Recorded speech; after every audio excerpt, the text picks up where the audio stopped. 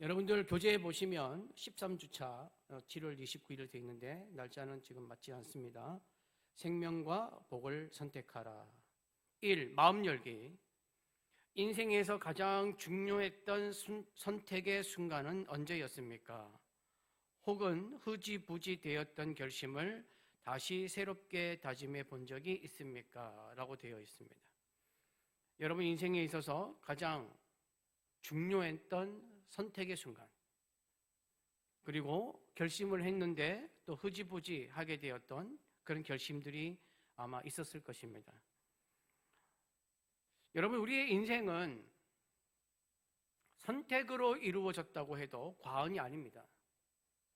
뭐 어떤 학교에 들어갈 것인지, 뭐 어떤 직업을 선택할 것인지, 누구와 결혼할 것인지, 어디에서 살 것인지, 뭐 심지어는 마트에 가서 어떤 물건을 살 것인지, 중국집 가면 짜장인지 짬뽕인지, 어떤 말을 하고 또 어떤 말을 절제할지, 우리 인생에는 크고 작은 선택들을 하면서 살아갑니다. 그런데 이런 선택을 한 순간을 지나고 보면 우리의 인생을 이루어가는 것은 어떤 한 번의 큰 선택이 아니라 날마다 반복되고 있었던 작은 선택들이라는 것을 알 수가 있습니다. 예를 들어 한 번 기도하기로 선택하고, 한 번 참아보기로 선택하고, 또 한 번 정직하기로 선택하고, 또 한 번 용서하기로 선택했던 이런 작은 선택들이 반복이 되면서 우리의 인생의 방향을 만들어가는 것입니다. 이와 반대로 처음에는 굳은 결심을 하거나 대단한 결심을 했지만 시간이 지나면서 흐지부지하는 때도 있습니다. 우리는 늘 새해가 되면 결심하지 않습니까? 성경을 열심히 읽겠다고 다짐을 하고, 기도 시간을 회복하겠다고 결심도 해보고, 배우자와 가족에게 더 잘하겠다고 또 결심도 하고, 믿지 않는 가족과 이웃에게 복음을 전하겠다고 작정도 합니다. 그런데 며칠이 지나고 몇 달이 지나면 그 결심이 희미해지고 결국에는 없던 일처럼 잊어버립니다. 이럴 때 필요한 것이 뭐냐면 결심한 것을 잊지 않고 다시 새로운 마음으로 다짐하는 것입니다. 여러분, 이것을 갱신이라고 부릅니다. 갱신은 처음 했던 약속과 결심을 다시 기억하고 나의 흐트러졌던 마음을 바로잡고 결심했던 마음의 길로 다시 돌아서는 것입니다. 오늘 본문 말씀이 신명기 29장과 30장은 모세의 세 편의 설교 중에 이제 마지막 세 번째 결론 부분입니다. 그리고 내용은 이스라엘 백성이 하나님과 맺은 언약을 다시 확인하고 갱신하는 말씀입니다. 하나님은 하나님의 백성과 이미 시내산에서, 호렙산이라고 부르는 그 시내산에서 언약을 맺었습니다. 신명기 5장 2절 3절입니다. 우리 하나님 여호와께서 호렙산에서 우리와 언약을 세우셨나니 이 언약은 여호와께서 우리 조상들과 세우신 것이 아니요 오늘 여기 살아있는 우리 곧 우리와 세우신 것이라.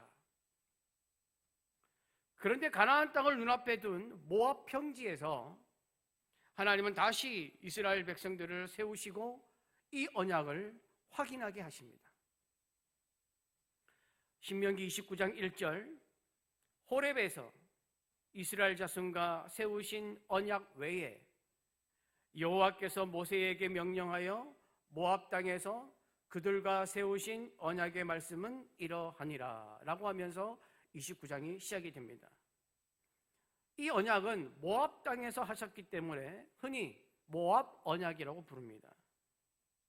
그런데 이 1절 말씀에서 호렙에서 이스라엘 자손과 세우신 언약 외에 여호와께서 모세에게 명령하여 모압 땅에서 그들과 세우신 언약의 말씀이라고 되어 있어서 마치 모압 언약은 호렙산에서 한 하나님과의 언약과 전혀 다른 새로운 언약의 내용을 말하는 것처럼 생각할 수가 있는데 그렇지 않습니다. 언약의 내용은 똑같습니다. 다른 것이 있다면 호렙산 언약은 출애굽한 지 3개월째 되었을 때 하나님이 이스라엘 백성에게 주신 것입니다.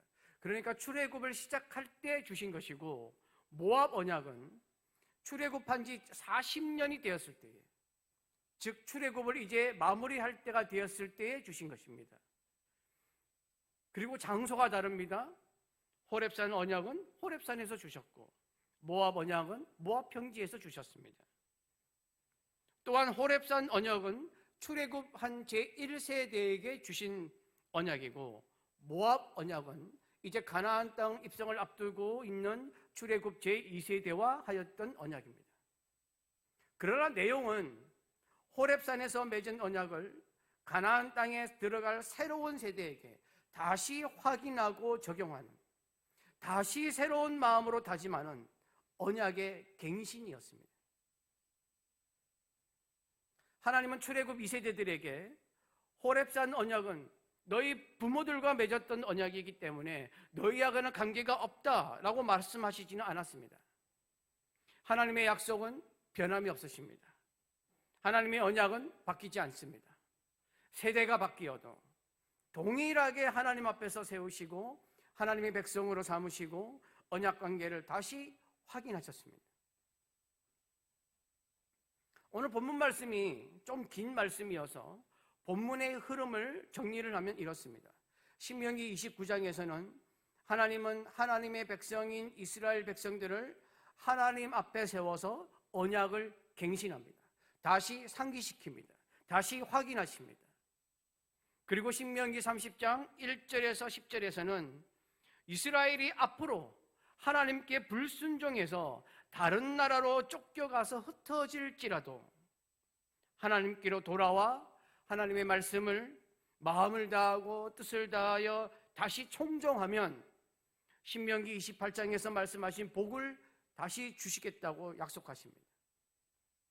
그 다음 신명기 30장 11절에서 14절에서는 하나님과 언약으로 인하여 하나님의 백성들이 지켜야 하는 하나님의 말씀은 지키기 어렵거나 멀리 있는 말씀이 아니라 매우 가까워서 내 입과 마음에 있는 것이라고 말씀하십니다.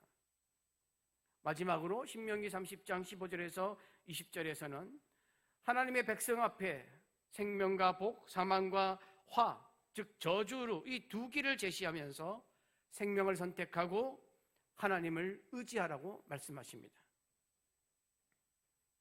지난 시간에 우리는 신명기 27장과 28장을 통해서 순종의 길에는 복이 있고 불순종의 길에는 저주가 있다는 말씀을 함께 나누었습니다. 오늘 말씀은 그 복과 저주의 말씀을 들은 이스라엘 백성에게 마지막으로 하나님이 다시 묻고 있습니다. 어느 길을 선택할 것인가? 여러분, 하나님은 이스라엘 백성을 억지로 끌고 가시거나 강제적으로 선택하게 하시지는 않습니다. 생명과 사망의 결과를 분명하게 보여주시고 생명을 선택하라고 말씀하셨습니다. 그리고 하나님의 백성들이 스스로 하나님의 길을 선택하기를 원하셨습니다. 하나님은 답을 다 가르쳐 주셨습니다. 어떤 길이 우리에게 좋은 길인지 다 말씀해 주셨습니다. 다 설명하셨습니다. 어떻게 해야 복을 받고 어떻게 해야 저주를 받는지 다 설명하셨습니다. 그리고 난 다음 하나님의 백성들에게 하나님은 묻고 있습니다. 어느 길을 선택할 것인가? 여러분, 하나님은 우리가 스스로 하나님의 길을 선택하기를 원하십니다. 오늘 본문 말씀을 통하여 다시 확인할 수 있는 하나님의 성품이 있습니다.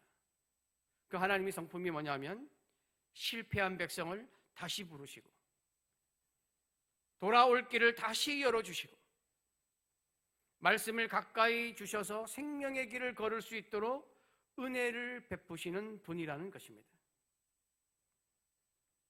여러분, 구약 성경을 쭉 읽다 보면 강하게 깨달을 수 있는 것 중에 하나가 뭐냐면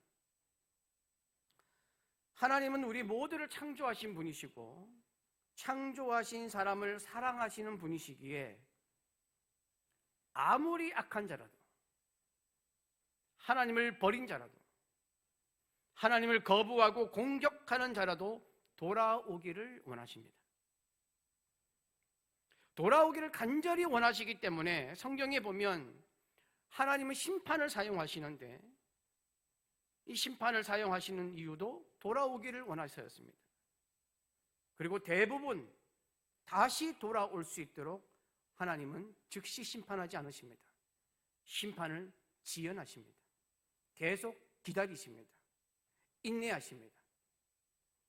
여러분, 이스라엘 백성들을 나중에 멸망시키시지만 그 하나님께서 이스라엘 백성들이 원망하고 불평하고 우상을 섬기고 그리고 하나님께서 멸망하실 때까지는 굉장히 오랜 시간이 걸렸습니다. 성경은 몇 장 되지 않지만 시간은 오래 걸렸습니다. 기다리셨습니다.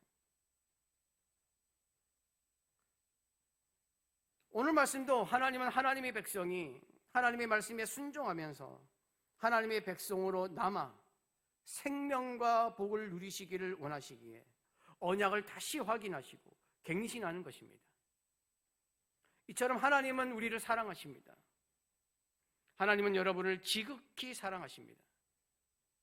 그래서 여러분 모두가 하나님 말씀하시는 행복의 길로 가기를 원하십니다. 그럼 이제 본문으로 들어가 보도록 하겠습니다. 여러분, 교재의 이 말씀 속으로 우리가 아까 신명기 29장 10절에서 13절 말씀을 교독을 했습니다. 다시 한번 교독하겠습니다. 10절에서 13절입니다. 오늘 너희 곧 너희 수령과 너희의 지파와 너희의 장로들과 너희의 지도자와 이스라엘 모든 남자와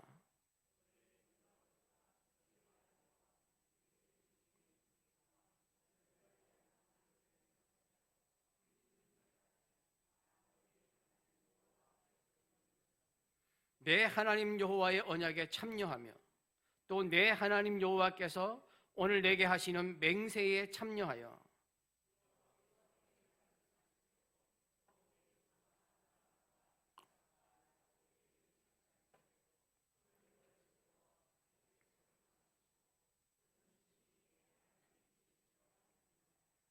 아멘. 교재에 보시면 1. 모압 언약의 목적. 내 하나님 여호와의 언약에 참여하며 오늘 너를 세워 자기 무엇으로 삼으신다고요?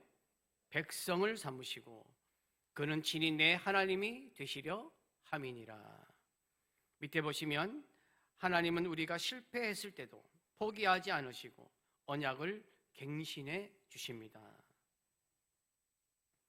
여러분, 10절과 11절 말씀을 보면 하나님 앞에 누가 서 있습니까? 수령과 지파와 장로들과 지도자만 서 있는 것이 아닙니다. 또 누가 서 있습니까? 이스라엘 모든 남자들, 유아들, 아내들, 진중에 있는 객, 즉 나그네까지 서 있습니다. 게다가 어떤 사람까지 서 있냐면 나무를 패는 자들로부터 물을 깃는 사람까지 다 포함되어 있습니다. 여러분, 당시 이스라엘 사회의 기준으로 보면 지도자와 일반 백성, 즉 성경에는 이스라엘 모든 남자들이라고 되어 있습니다. 지도자와 이스라엘 모든 남자들, 그 남자와 여자, 어른과 어린이, 이스라엘 백성과 나그네, 장로들과 나무들을 패고 물을 깃는 허드렛 일을 하는 사람, 이 사람들은 함께 하는 사람들이 아닙니다. 구분지었습니다. 차별하였습니다. 그러나 하나님의 언약 앞에서는 어떤 누구도 제외되지 않습니다. 신분이 높다고 우대하거나 낮다고 해서 제외하지 않습니다. 어른들만 하나님의 백성이 아니라 어린아이들도 언약 공동체의 일원이 되었습니다. 이스라엘 백성만 하나님의 말씀에 참여하는 것이 아니라 나그네도 하나님의 언약 앞에 서 있게 하였습니다. 모두가 하나님의 언약에 참여하는 사람들이었습니다. 모두가 하나님의 백성입니다. 하나님은 모두의 하나님이십니다. 어떤 특정한 사람들의 하나님이 아닙니다. 이스라엘만의 하나님이 아닙니다. 여기에서 제외되는 사람은 아무도 없습니다. 우리는 모두 다 하나님의 언약 안에 있는 하나님의 백성인 줄 믿습니다. 12절에 보면 이 백성, 모든 백성이 하나님 앞에 선 이유는 내 하나님 여호와의 언약에 참여하며 내 하나님 여호와께서 오늘 내게 하시는 맹세에 참여하기 위하여라고 말씀합니다. 여러분, 언약에 참여한다라는 말의 히브리 원어의 표현을 보면 이렇게 되어 있습니다. 언약 안으로 지나 들어가다라는 뜻을 가집니다. 이것이 어떤 표현이냐 하면 고대 gond동에서 언약을 맺을 때 어떻게 했냐면 재물을 가져와서 재물을 두 개를 쪼개서 양쪽으로 갈라놓고 그 사이를 지나가는 의식을 가졌습니다. 어디서 많이 들어본 것 같지 않습니까? 왜 이렇게 하냐면 언약을 어기면 이 재물이 쪼개진 것처럼, 언약을 어기면 심판을 받아 너도 쪼개질 수 있다는 의미입니다. 그러니까 무슨 말입니까? 언약을 절대로 어기면 안 된다는 것을 행동으로 했던 것입니다. 이 행동이 창세기 15장에 나옵니다. 하나님과 아브라함의 언약에서 나옵니다. 하나님이 아브라함의 믿음을 보시고 내가 이 땅이 가나안 땅이거든요. 내가 이 땅을 너에게 주겠다라고 하였습니다. 그때에 아브라함이 뭐라고 얘기하냐면, 하나님, 그러면 내가 받을 이 땅을 받을 것을 내가 어떻게 무엇으로 알겠습니까? 라고 말합니다. 그때 하나님이 아브라함에게 뭐라고 말씀하시냐면 3년 된 암소와 3년 된 암염소와 3년 된 수장과 산비둘기 집부대기 새끼를 가져오라 라고 말씀하여서 그것을 그 재물을 둘로 쪼개어서 나누고 그 사이로 지나가는 언약식을 벌입니다. 창세기 15장 10절입니다. 아브라함이 그 모든 것을 가져다가 그 중간을 쪼개고 그 쪼갠 것을 마주 대하여 놓고 그 새는 쪼개지 아니하였으며, 창세기 15장 17절입니다. 해가 져서 어두울 때에 연기 나는 화로가 보이며 타는 횃불이 쪼갠 고기 사이로 지나더라. 이렇게 하나님도 아브라함에게 약속을 할 때에 재물을 쪼개놓고 지나가는 언약식을 하였습니다. 그러므로 언약에 참여한다는 것은 그냥 언약의 내용을 듣고 하나님이 이런 언약을 하셨구나 설명을 듣고 그냥 그렇구나 고개를 끄덕이는 것이 아닙니다. 나는 이제 이 하나님의 언약의 말씀 아래 살겠습니다. 하나님을 나의 하나님으로 섬기겠습니다. 하나님의 말씀을 내 삶의 기준으로 삼겠습니다 라고 결단하면서 절대로 어기지 않을 것을 약속하며 자신의 삶을 하나님께 드리는 엄숙한 결단입니다.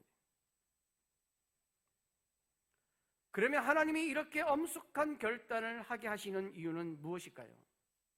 그것이 13절에 나와 있습니다. 여호와께서 내게 말씀하신 대로 내 조상 아브라함과 이삭과 야곱에게 맹세하신 대로 오늘 너를 세워 자기 백성을 삼으시고 그는 친히 내 하나님이 되시려 함이니라. 여러분, 여기서 세운다라는 말이 어떤 의미를 갖고 있냐면 굳게 하다, 확립하다라는 뜻입니다. 하나님은 이스라엘 백성들을 하나님의 백성으로 굳게 하시고 확립해 주신다는 것입니다. 나의 백성으로 점을 찍었고 나의 백성으로 굳건하게 붙잡고 있겠다는 그 뜻입니다. 여러분, 이스라엘은 하나님 앞에서 믿음이 수없이 실패한 민족입니다. 그렇지 않습니까? 출애굽하면서 경험한 하나님의 그 위대한 역사와 기적을 보고서도 금송아지를 만들었습니다. 강야에서 원망하고 불평하였는데 이것을 계속 반복했습니다. 그래서 하나님이 이스라엘 백성들에게 내가 너희 하는 것을 보니 이제는 나하고 끝이다. 너희가 살든지 죽든지 너희가 알아서 살아가라 라고 하셔도 이스라엘은 할 말이 없습니다. 하나님을 수도 없이 배반했기 때문입니다. 그런데 하나님은 이스라엘을 포기하지 않으십니다. 하나님의 백성이기 때문에 끝까지 붙들고 계십니다. 여러분, 하나님은 하나님의 백성을 절대로 포기하지 않으십니다. 하나님의 백성된 여러분들을 절대로 포기하지 않으십니다. 여러분이 죄를 짓고 떠나면 하나님은 기다리실 것입니다. 믿음에 실패하면 믿음을 갖도록 연단하실 것입니다. 세상을 살면서 하나님 언약의 말씀을 잊어버리면 다시 갱신할 것입니다. 그래서 광야에서 실패한 출애굽 제1세대의 자녀들을 다시 모압 평지에 세우신 것입니다. 그리고 오늘 너희를 다시 세워 나의 백성으로 삼겠다고 선포하십니다. 나는 내 하나님이 될 것이라고 선포하고 계십니다. 이것이 언약갱신입니다. 하나님은 하나님의 백성들에게 너는 나의 백성이다, 나는 너의 하나님이라고 계속 말씀하시고 하나님의 약속을 절대로 포기하지 않으십니다. 신명기 29장 14절 15절을 보면 이 언약은 당시 그 자리에 서 있는 사람들에게만 해당하는 것이 아니라라고 하나님은 말씀하십니다. 14절입니다. 내가 이 언약과 맹세를 너희에게만 세우는 것이 아니라 오늘 우리 하나님 여호와 앞에서 우리와 함께 여기 서 있는 자와 오늘 우리와 함께 여기 있지 아니한 자에게까지이니, 오늘 우리와 함께 여기 있지 아니한 자는 아직 태어나지 않은 다음 세대, 즉 한 세대를 말하는 것이 아니라 앞으로 태어날 모든 다음 세대들, 출애굽 사건처럼 하나님의 구원이 이루어지는 모든 세대, 즉 지금의 우리까지, 그리고 계속 이어질 앞으로 구원받을 모든 세대를 포함하는 말입니다. 이 하나님의 약속의 말씀, 하나님의 언약은 계속 이어지는 것입니다. 그러나 부모가 하나님을 믿었다고 자녀가 자동으로 하나님을 믿는 것은 아닙니다. 부모 세대가 했던 신앙 고백을 다음 세대도 자신의 신앙 고백으로 받아들일 때에 이 하나님의 언약의 갱신이 계속 이어지는 것입니다. 여러분, 하나님은 오늘도 우리를 다시 말씀 앞에 세우시기를 원하십니다.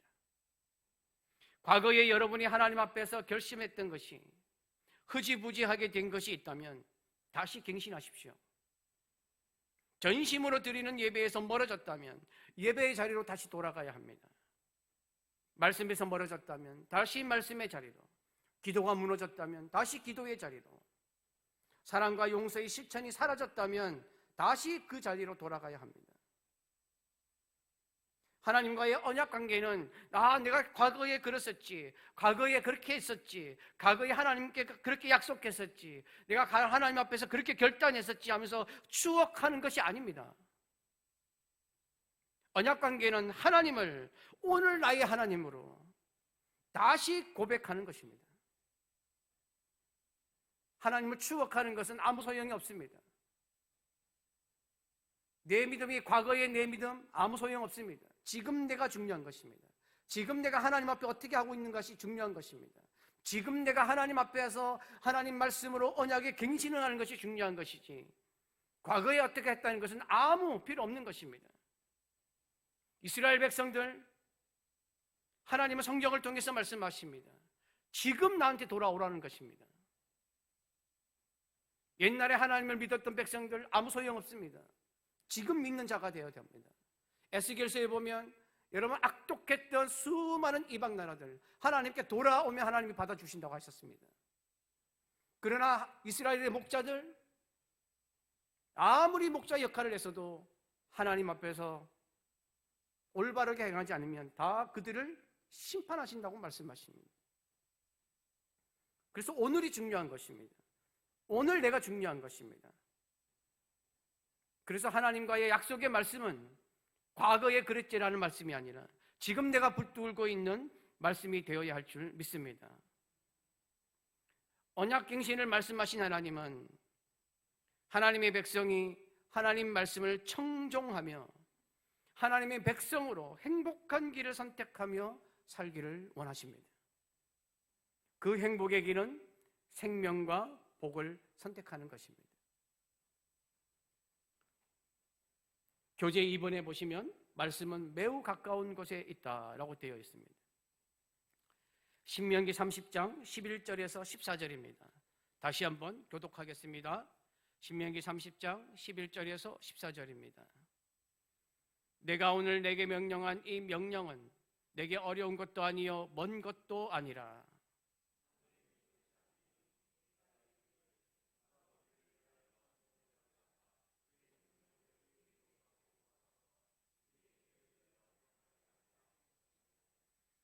이것이 바다 밖에 있는 것이 아니니 내가 이르기를 누가 우리를 위하여 바다를 건너가서 그의 명령을 우리에게로 가지고 와서 우리에게 들려 행하게 하려 할 것도 아니라.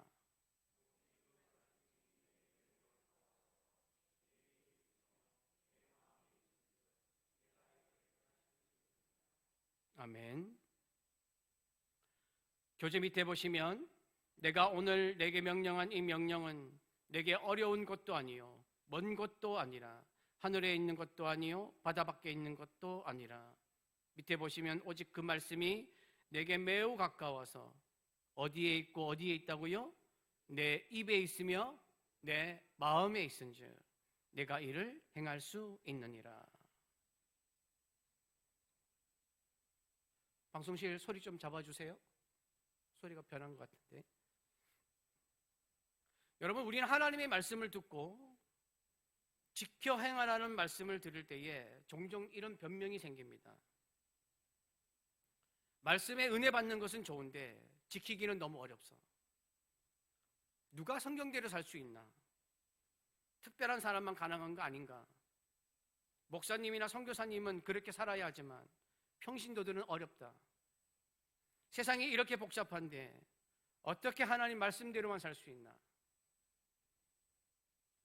그래서 하나님은 11절에서 말씀하십니다. 이 명령은 내게 어려운 것도 아니요 먼 것도 아니라.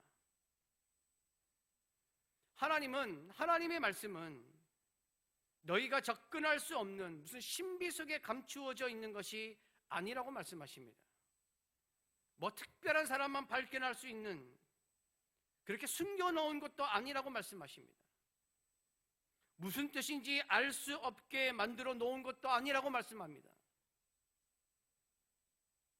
그래서 어떤 비유를 하십니까? 하늘에 올라가서 말씀을 가져와야 하는 것이 아니라고 말씀하십니다. 바다 건너편까지 가서 가져와야 하는 말씀이 아니라고 말씀하십니다. 여러분, 이렇게 말씀하시는 이유는 고대 사람들은 하늘은 사람이 절대로 올라갈 수 없는 영역이고 바다 건너편은 도달할 수 없는 미지의 세계로 여겼습니다. 그러니까 하나님께서 이렇게 말씀하시는 이유는 너희들은 하나님의 말씀을 도달할 수 없고 근접할 수 없는 말씀이라는 변명을 가지고 말씀에 순종하지 않는다는 것입니다.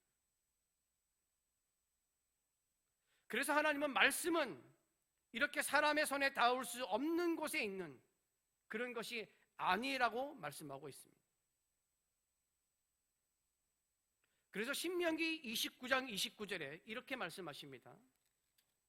감추어진 일은 우리 하나님 여호와께 속하였거니와 나타난 일은 영원히 우리와 우리 자손에게 속하였나니 이는 우리에게 이 율법의 모든 말씀을 행하게 하심이니라. 말씀은 우리에게 나타난 일이라고 말씀하고 있습니다. 여러분, 세상에는 우리가 알 수 없는 일들이 굉장히 많습니다. 왜 이런 일이 일어나는지, 앞으로 뭐 어떤 일이 생기는지, 하나님께서 왜 지금 응답하시 않는지 알 수 없을 때가 많습니다. 이런 감추어진 일은 하나님께 속해 있습니다. 그러나 하나님께서 우리에게 주신 말씀, 성경은 그런 것이 아닙니다. 성경을 읽고 묵상하다 보면 성령님의 도우심으로 하나님의 이 말씀을 통해 나에게 원하는 것이 무엇인지를 깨닫게 됩니다. 그런데 우리는 종종 감추어진 하나님의 뜻만 알고 싶어 합니다. 비밀스러운 것을 알고 싶어 합니다. 그래서 그런 것을 누가 안다더라고 하면 많은 사람들이 거기로 몰려갑니다. 하나님, 제가 어디로 가야 합니까? 무슨 일이 일어나겠습니까? 누구를 만나야 합니까? 언제 문제가 해결됩니까? 우리가 알 수 없는 것들을, 비밀스러운 것들을 많이 하나님께 묻습니다. 물론 이런 것들도 하나님의 때에 하나님이 다 인도하십니다.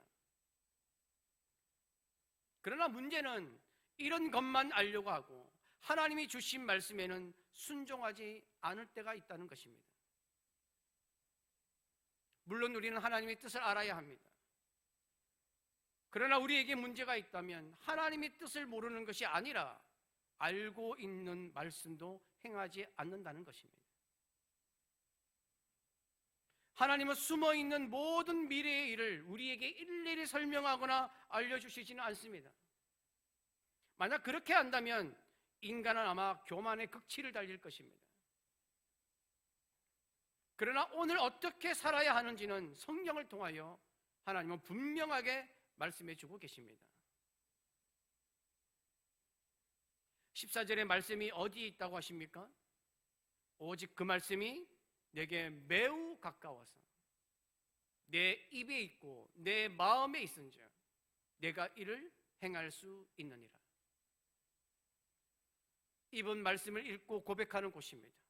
마음은 생각과 의지와 판단과 결단의 중심입니다. 이에 말씀이 마음에 있다는 것은 말씀을 삶의 기준으로 받아들인다는 뜻입니다. 하나님은 하나님의 말씀이 우리의 입과 마음에 있기를 원하십니다.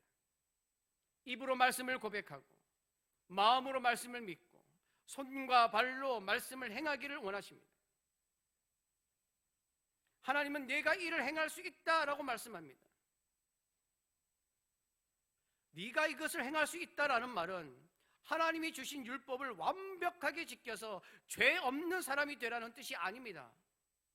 하나님의 말씀을 여러 가지 변명으로 실천할 수 없는 것으로 단정하지 말고 너의 삶의 자리에서 붙들고 실천하라는 말씀입니다.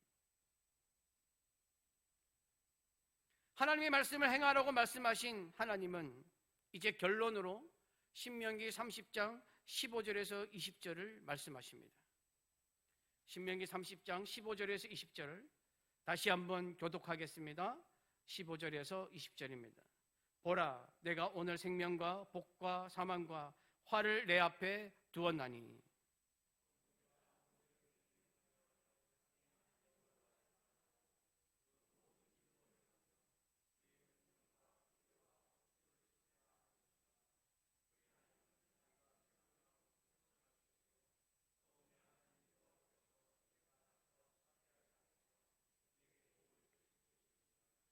그러나 내가 만일 마음을 돌이켜 듣지 아니하고 유혹을 받아 다른 신들에게 절하고 그를 섬기면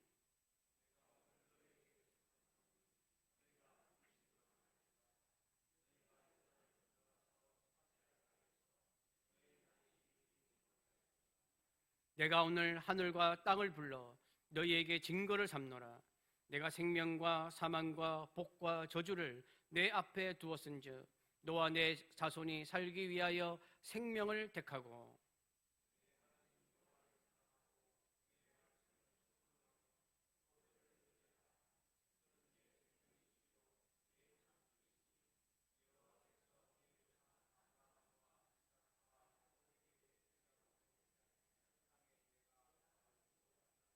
아멘.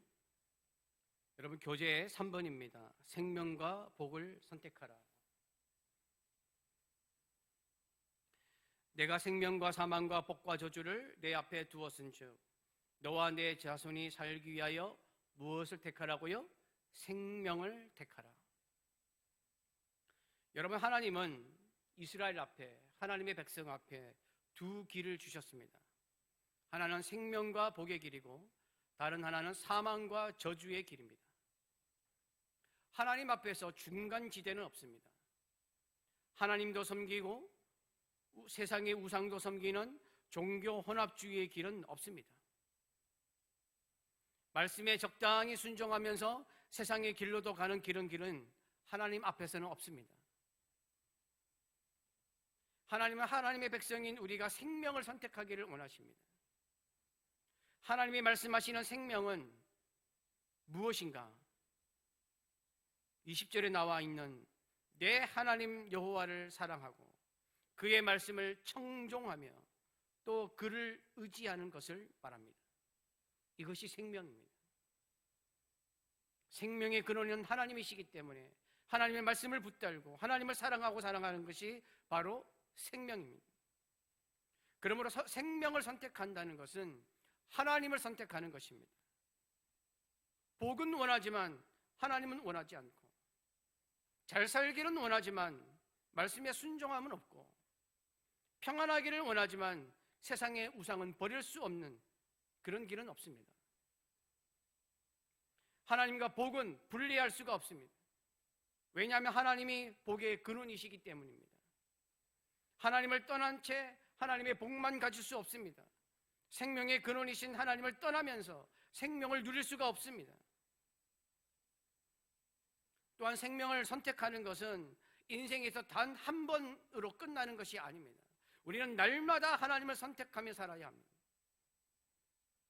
하나님은 오늘 본문 말씀을 통하여 제발 생명을 선택하라, 내게서 떠나 멸망의 길로 가지 말고 내 말을 듣고 내가 주는 생명과 복을 누리라고 강조하고 계십니다. 하나님이 원하시는 것은 우리가 생명을 선택하는 것입니다. 우리가 말씀을 행하며 살면서 행복을 누리는 것입니다. 하나님을 사랑하며 사는 것입니다. 그러므로 여러분 모두가 생명을 선택하라는 하나님의 말씀에 응답하며 하나님이 주시는 행복의 대열에 참여하는 자가 되시기를 간절히 바랍니다. 마지막 3번, 삶의 적용입니다. 하나님의 말씀은 결코 지키기 불가능한 하늘의 별따기가 아닙니다. 오늘 내 입술과 마음으로 가장 먼저 순종해야 할 하나님의 말씀은 무엇입니까? 여러분, 오늘 본문 말씀을 통하여 하나님은 우리에게 세 가지 중요한 말씀을 하셨습니다. 첫째, 하나님은 우리를 포기하지 않으시고 다시 언약 앞에 세우시기를 원하십니다. 둘째, 하나님의 말씀은 멀리 있지 않고 가까운 곳, 내 입과 내 마음에 있습니다. 셋째, 하나님은 우리가 말씀을 행하면서 생명과 복을 선택하기를 원하십니다. 여러분, 이 세 가지를 반드시 기억하시기를 바랍니다. 이 시간 하나님을 위하여 하나님 앞에서 다시 한번 믿음과 헌신의 약속을 갱신하며 하나님을 붙잡는 여러분이 되셔서 날마다 생명을 선택하며 행복한 삶을 살아가는 하나님의 백성들이 다 되시기를 간절히 바랍니다. 찬송하고 기도하는 시간을 갖겠습니다. 나 같은 사람도 사랑하시나요?